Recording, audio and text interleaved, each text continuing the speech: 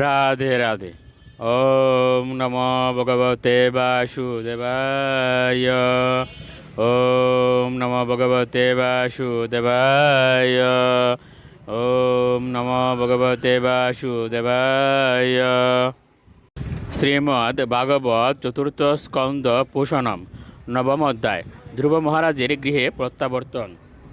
শ্লোক 61।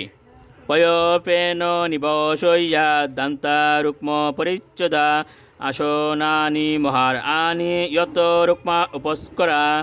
অনুবাদ: সেই প্রাসাদে দুগ্ধ ফেননিব অত্যন্ত শুভ্র অস্থিদন্ত নির্মিত স্বর্ণময় পরিচ্ছদ বিশিষ্ট শয্যা, মহামূল্য আসন এবং সোনার আসবাবপত্র বিদ্যমান ছিল।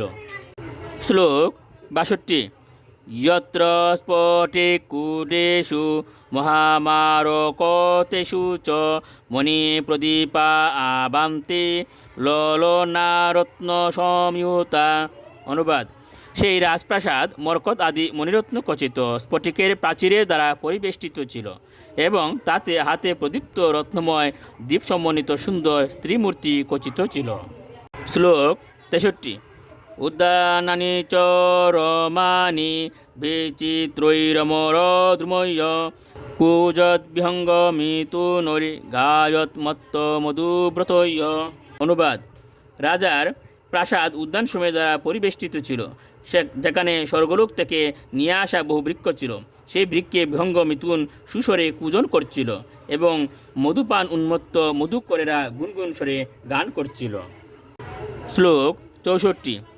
বাপবৈদুর্য সুপানা পদ্ম উৎপল্ল কুমুদবতীয় হংস কারণ্ড বকুলরি দুষ্টাশ্চক্রাহ সারসয়।